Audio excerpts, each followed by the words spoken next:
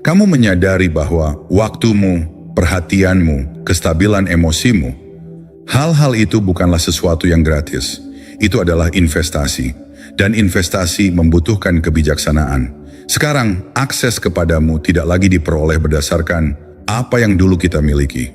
Itu didapatkan berkat apa yang Dia berikan sekarang. Tidak selaras.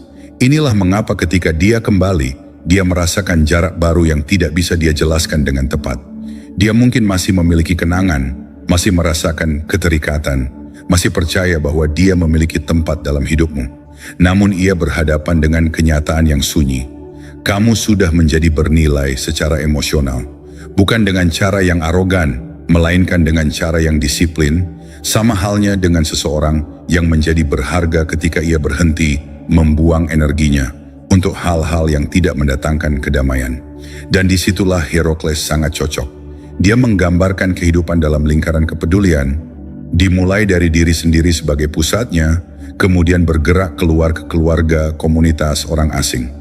Pelajaran yang bisa dipetik bukanlah untuk menjadi dingin, melainkan menempatkan orang di tempat di mana perilaku mereka telah memberi mereka hak untuk ditempatkan. Dahulu, dia berdiri dekat dengan pusat perhatianmu. Kepedulianmu padanya muncul seketika. Kesabaranmu sangat besar. Ketersediaanmu sangat murah hati. Sekarang dia berada di arena yang berbeda, bukan karena kamu membencinya atau menghukumnya, tetapi karena dia menunjukkan kepadamu melalui tindakan bukan kata-kata seberapa besar kepedulian yang sebenarnya bisa dia pertahankan. Dan begitu kamu menyadari hal itu, kamu tidak akan terus memberikan barang berharga yang rapuh kepada seseorang yang terus menyalahgunakannya. Kamu mengarahkan energi mereka keluar ke tempat energi mereka seharusnya berada. Pergeseran ini menciptakan jenis penyesalan tertentu dalam dirinya, karena dia dapat merasakan bahwa hidupmu telah menjadi terstruktur, terlindungi, selektif secara diam-diam. Dan dia menyadari bahwa dia tidak lagi berurusan dengan seorang pria yang berharap untuk dipilih. Dia berurusan dengan seorang pria yang membuat pilihan. Jadi ketika dia mencoba kembali dengan akses santai yang pernah dia miliki sebelumnya, dia langsung merasakan perbedaannya. Kamu sopan tetapi tidak terbuka, tenang tapi tidak tersedia, hormat tapi tidak bisa dihubungi dengan cara lama. Dan saat itulah dia menyadarinya. Kamu tidak menjauh untuk membuatnya menghargaimu. Kamu menjadi disiplin karena akhirnya kamu menghargai dirimu sendiri. Kamu tidak sulit didapatkan, kamu sulit dipertahankan karena kamu membutuhkan penyesuaian. Dan itulah yang membuat penyesalannya datang kemudian.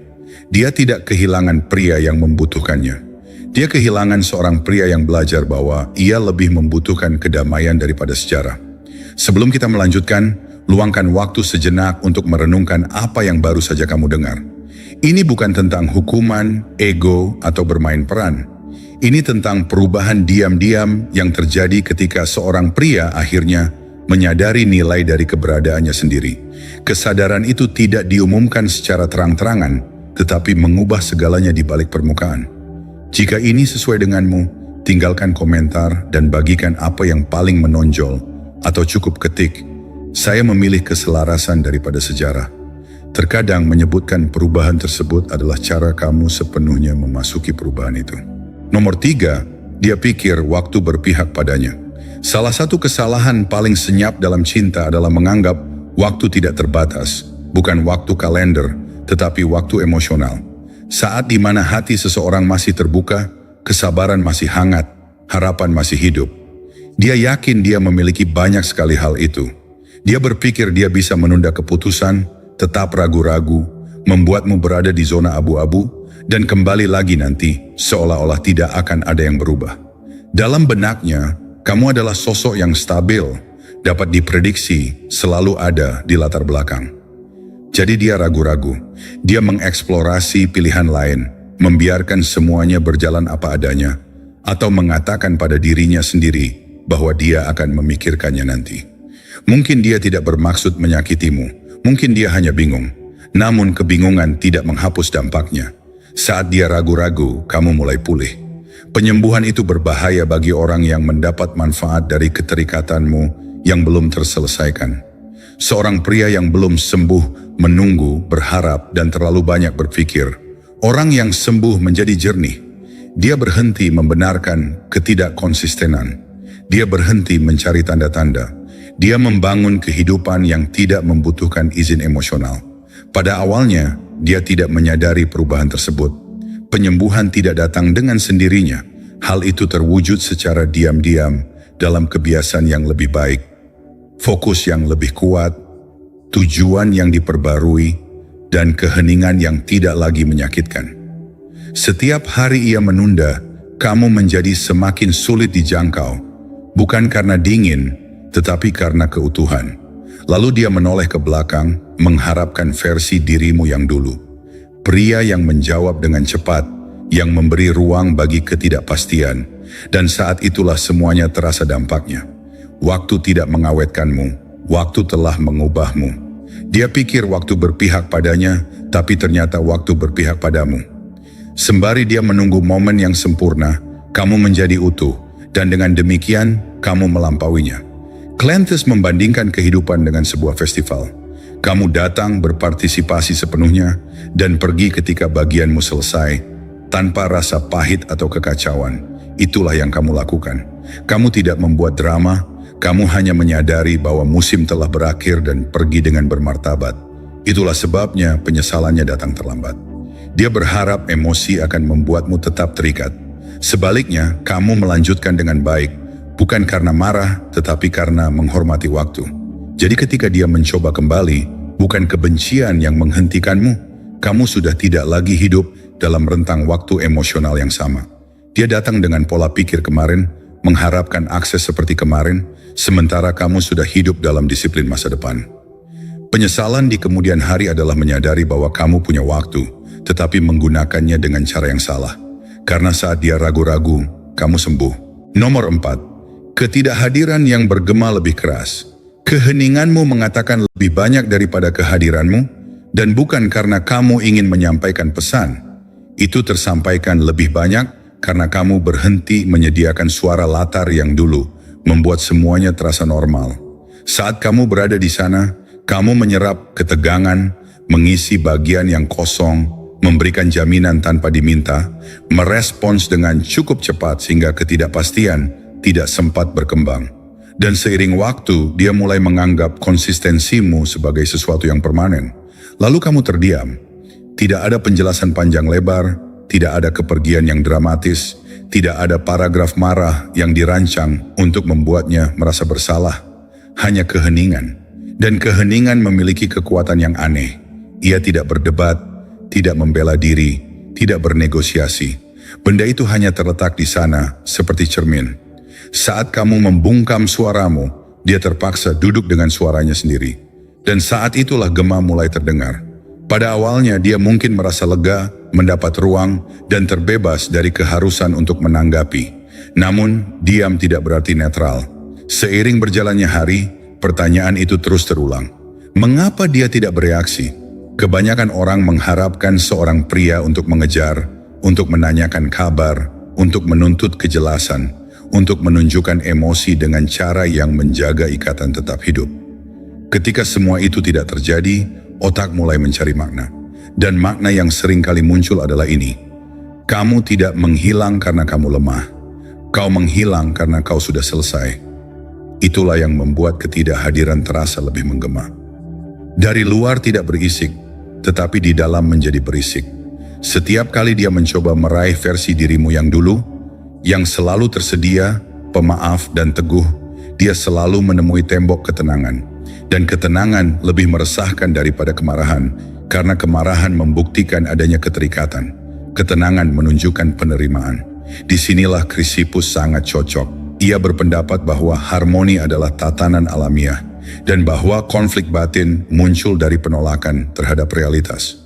Kepergianmu bukanlah serangan emosional, itu adalah koreksi. Kamu berhenti memaksakan harmoni di tempat yang tidak ada harmoni. Kau berhenti mengorbankan kedamaianmu untuk menyesuaikan diri dengan kebingungan orang lain. Dengan mundur selangkah, kamu memulihkan ketertiban batinmu. Dan saat keharmonisan kalian kembali, ketidakseimbangan dalam dirinya menjadi tak mungkin diabaikan. Karena dia selama ini bergantung pada keteguhanmu tanpa menyadarinya, keheninganmu tidak menghukumnya. Hal itu mengungkap jati dirinya. Hal itu mengungkapkan dinamika. Dan begitu keheningan menjadi keadaan alami seorang pria, tenang, membumi, bukan sekadar sandiwara, hal itu tidak hanya menciptakan jarak. Hal itu menciptakan beban. Nomor 5, pertumbuhanmu membuatmu tak terlihat. Saat dia menoleh ke arahmu, dia tidak mencari dirimu yang sekarang. Dia mencari versi dirimu yang dulu. Dia mengingat pria yang mudah dijangkau secara emosional, mudah ditebak dan dibentuk oleh dinamika yang pernah kalian berdua alami. Versi itu masuk akal baginya. Dia tahu bagaimana cara menghubunginya. Dia tahu tombol mana yang harus ditekan, nada apa yang harus digunakan, momen mana yang akan menariknya lebih dekat. Dalam benaknya, pria itu masih ada di suatu tempat, menunggu untuk ditemukan kembali. Namun pertumbuhan tidak menunjukkan tanda-tandanya dengan cara yang mudah dikenali. Pertumbuhan sejati berlangsung secara diam-diam. Ini bukan soal pura-pura, ia tidak mencari pengakuan. Ini hanya mengubah ketinggian tempat kamu tinggal. Dan begitu kamu mencapai level tertentu, orang-orang yang mengenalmu di fase sebelumnya tidak lagi dapat melihatmu dengan jelas, bukan karena kamu bersembunyi, tetapi karena perspektif mereka tidak pernah berkembang seiring denganmu. Saat dia fokus pada rencananya sendiri, kamu membangun kembali dari dalam keluar. Kamu bukan hanya sedang mengatasi sesuatu, kamu sedang membentuk ulang sesuai dengan cara kamu berhubungan dengan energimu sendiri, standarmu, kedamaianmu. Kamu belajar bagaimana menikmati kesendirian tanpa merasa hampa. Kamu belajar bagaimana duduk dalam keheningan tanpa perlu mengisinya. Kamu telah belajar bahwa tidak setiap dorongan emosional layak diungkapkan, dan tidak setiap ajakan layak mendapat tanggapan. Disiplin semacam itu mengubah penampilan seseorang secara keseluruhan. Dan disinilah kebingungan mulai muncul padanya. Dia merasakan ada sesuatu yang berbeda, tetapi dia tidak bisa memastikan apa itu. Suaramu terdengar sama, tapi tidak mampu menyentuhnya. Tanggapanmu jika memang ada akan diukur. Tidak ada daya tarik emosional, tidak ada gravitasi yang bisa dia pegang. Baginya, sepertinya kamu menjadi menjauh. Pada kenyataannya, kamu telah menjadi mandiri. Dan seorang yang mandiri hampir tidak terlihat oleh seseorang yang hanya tahu cara terhubung melalui kebutuhan, ketidakpastian, atau pengaruh emosional. Itulah mengapa dia kesulitan mengenalimu. Pertumbuhan telah menghapus versi dirimu yang pernah ia kenal.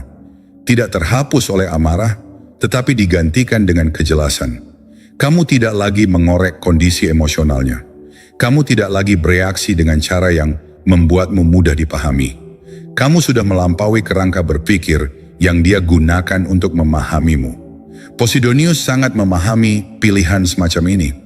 Dia menolak kekuasaan publik bukan karena takut akan hal itu, tetapi karena lebih menghargai penguasaan diri batin. Dia tahu bahwa pengaruh terhadap diri sendiri lebih besar daripada pengaruh terhadap orang lain.